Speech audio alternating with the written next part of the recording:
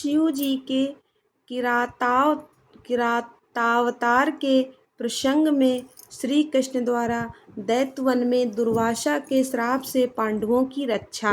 व्यास जी का अर्जुन को शक्र विद्या और पार्थिव पूजन की विधि बताकर तप के लिए संपत्ति देना। अर्जुन का इंद्रकील पर्वत पर तप, इंद्र का आगमन और अर्जुन को वरदान। अर्जुन का शिव जी के उद्देश्य से पुनः तप में प्रवृत्त होना। तदनंतर पार्वती के विवाह प्रसंग में हुए जटिल नर्तक तथा द्विज अवतारों की, फिर अश्वत्थामा अवतार की बात कहकर नंदीश्वर जी आगे कहते हैं, बुद्धिमान सनत कुमार जी, अब तुम पिनाकधारी भगवान शिव के किरात नामक अवतार का वर्णन सुनो। उस अवतार में उन्होंने मूक नामक दैत्य का वध और प्रसन्न होकर अर्जुन को वर प्रदान किया था। जब सुयोधन ने महाबली पांडवों को जुए में जीत लिया, तब वे सती साध्वी द्रौपदी के साथ दैत्यवन में चले आए। वहीं वे पांडव सूर्य द्वारा दी हुई बटलोई का आश्रय लेकर सुखपूर्वक अपना समय बिताने लगे। प्रियवर उसी समय सुयोधन ने आदर पूर्वक मुनिवर दुर्वासा को छल करने के प्रयोजन से पांडवों के निकट जाने के लिए प्रेरित किया। तब महर्षि दुर्वासा अपने 10,000 शिष्यों के साथ आनंद पूर्वक वहां गए और पांडवों से मनोनुकूल भोजन की याचना की। तब उन सभी पांडवों ने उनकी प्रार्थना स्वीकार करके दुर्वासा आदि तपस्वी मुनियों को स्नान करने के लिए भेजा। मुनीश्वर इधर अन्नाभाव के कारण वे सभी पांडव बड़े संकट में पड़ गए और मन ही मन प्राण त्याग देने का विचार करने लगे। तब द्रौपदी ने श्री कृष्ण का स्मरण किया। वे तत्काल ही वहां आ पहुँचे और शाक के पत्ते का भोग लगाकर उन सभी तपस्वियों को तृप्त कर दिया। फिर तो महर्षि दुर्वासा अपने शिष्यों को तृप्त हुआ जानकर वहां से चलते बने। इस प्रकार श्री कृष्ण की कृपा से उस समय पांडव संकट से मुक्त हुए।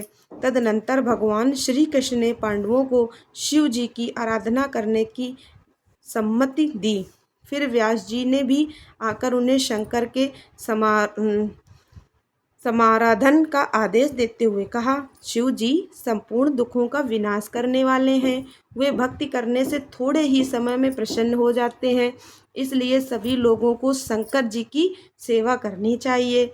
वे महेश्वर प्रसन्न होने पर भक्तों की सारी अभिलाषाएं पूर्ण कर देते हैं, यहाँ तक कि वे इस लोक में सारा भोग और परलोक में मोक्ष तक दे डालते हैं। यह बिल्कुल निश्चित बात है। इसलिए भुक्ति मुक्ति रूप फल की कामना वाले मनुष्यों को सदा शंभु की सेवा करनी चाहिए, क्योंकि भगवान शंकर साक्षात परम पुरुष, दुष्टों के संहारक और सत्य पुरुषों के आश्रय स्वरूप हैं। अब अर्जुन पहले दृढ़ता पूर्वक शक्र विद्या का जप करें, तब इंद्र पहले परीक्षा लेंगे, पीछे संतुष्ट हो जाएंगे। प्रसन्न होने पर वे सर्वदा विघ्नों का नाश करते रहेंगे और फिर शिव जी का श्रेष्ठ मंत्र प्रदान करेंगे। नंदीश्वर जी कहते हैं, मुने, इतना कहकर व्यास जी अर्जुन को बुलाकर उन्हें शक्र विद्या का उपदेश देने को उद्यत हुए। तब तीक्ष्ण बुद्धि अर्जुन ने स्नान करके पूर्व मुख बैठकर उस विद्या को ग्रहण कर लिया। फिर उदार बुद्धि मुनिवर व्यास जी ने अर्जुन को पार्थिव लिंग के पूजन का विधान बतलाकर उनसे कहा। व्यास जी बोले, पार्थ, अब तुम यहाँ से परम रमणी इंद्रलीक पर्वत पर जाओ और वहाँ जाह्नवी के तट पर बैठकर सम्यक रूप से तपस्या करो। यह विद्या अदृश्य रूप से सदा तुम्हारा हित करती रहेगी। अर्जुन को ऐसा आशीर्वाद देकर व्यास जी पांडवों से कहने लगे, नृप श्रेष्ठो, तुम सब लोग धर्म पर दृढ़ बने रहो, इससे तुम्हें सर्वथा श्रेष्ठ सिद्धि प्राप्त होगी। इसमें अन्यथा विचार करने की आवश्यकता नहीं है। नंदीश्वर जी कहते हैं, मुने, इस प्रकार मुनिवर व्यास उन पांडवों को आशीर्वाद दे तथा शिव जी के चरण कमलों का स्मरण करके तुरंत ही अंतर्धान हो गए। उधर शिव मंत्र के धारण करने से अर्जुन में भी अनुपम अनुपम तेज व्याप्त हो गया। वे उस समय उद्दीप्त हो उठे। अर्जुन को देखकर सभी पांडवों को निश्चय हो गया कि अवश्य ही हमारी विजय होगी, क्योंकि अर्जुन में विपुल तेज उत्पन्न हो गया। तब उन्होंने अर्जुन से कहा, व्यास जी के कथन से ऐसा प्रतीत होता है कि इस कार्य को केवल तुम ही कर सकते हो, यह दूसरे के द्वारा कभी भी सिद्ध नहीं हो सकता। अतः जाओ और हम लोगों का जीवन सफल बनाओ।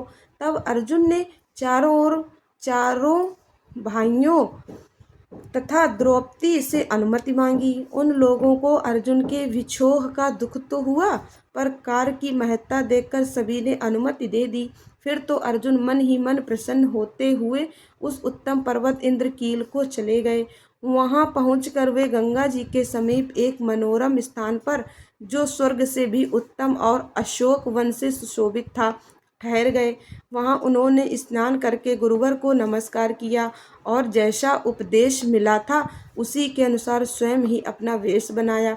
फिर पहले मन ही मन इंद्रियों का अपकर्ष करके वे आसन लगाकर बैठ गए। तत्पश्चात समसूत्र वाले सुंदर पार्थिव शिवलिंग का निर्माण करके उनके आगे अनुपम तेजोराशि शंकर का ध्यान करने लगे। वे तीनों समय स्नान करके अनेक प्रकार से बारंबार शिव जी की पूजा करते हुए उपासना में तत्पर हो गए। तब अर्जुन के शिरोभाग से तेज की ज्वाला निकलने लगी। उसे देख कर इंद्र के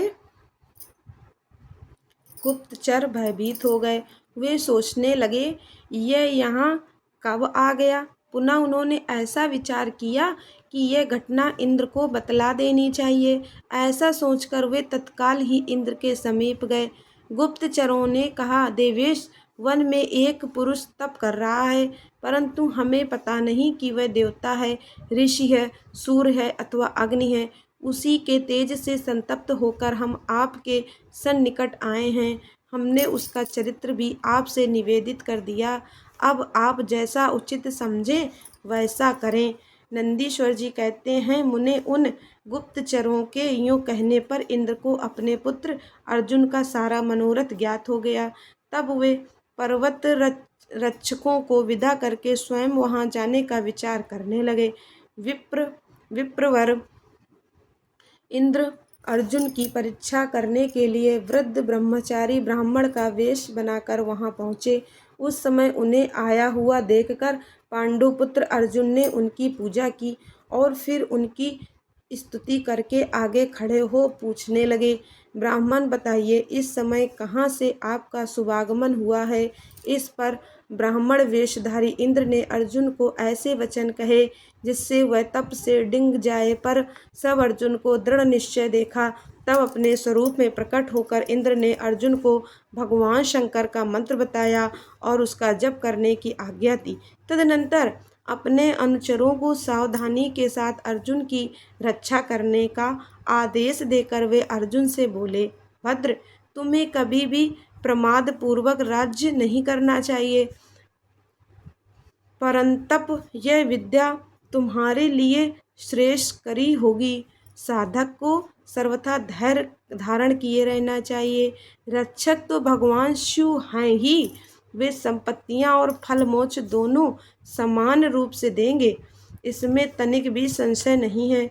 नंदीश्वर जी कहते हैं, मुने इस प्रकार अर्जुन को वरदान देकर देवराज इंद्र शिव जी के चरण कमलों का स्मरण करते हुए अपने भवन को लौट गए। तब महावीर अर्जुन ने भी सुरेश्वर को प्रणाम किया और फिर वे मन को वश में करके इंद्र के उपदेशानुसार शिव जी के उपदेश से तपस्या करने लगे।